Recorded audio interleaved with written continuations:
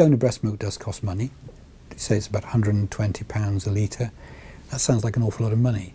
For the consumption which our babies have, that litre may last for a very long time, and it may actually last for several babies as well. So actually, in terms of per head use, it's really very cheap. One of the problems is donor milk comes at a price. It's £120 a litre. And accountants in hospitals go, oh, formula milk's only £5 a litre.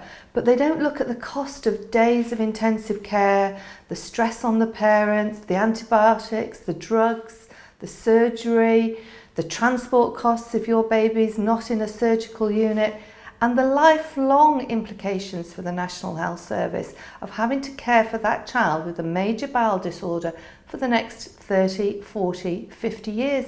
It is not the cheap option, it is liquid gold.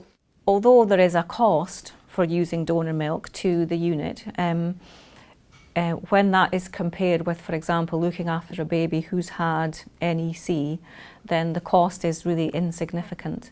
Also, babies who can be on either breast milk or donor breast milk, they tend to stay in hospital less. They have fewer days to establish their feeds, so they will go home, sooner as well. What the randomised controlled trial showed is that when babies are given bank breast milk, they will adapt to enteral feeding, in other words, tolerate milk given into the gut at a much earlier stage in their postnatal development than babies who start feeding on an infant formula. We use it not for all babies, but for babies who we feel are very high risk and very vulnerable to some of the things that premature babies are more susceptible to. So to be able to use donor milk in that way to line or prime the gut is actually invaluable.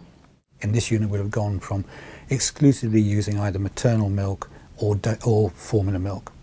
And in the last few years, we've steadily increased the amount of donor breast milk. So we have seen changes as that has gone by, much better tolerance of feeds, some reduction in the incidence of necrotizing enterocolitis, and quite worryingly from our perspective is when we wean babies from donor breast milk sometimes to formula milk, which we do later on, to see babies developing complications at that point.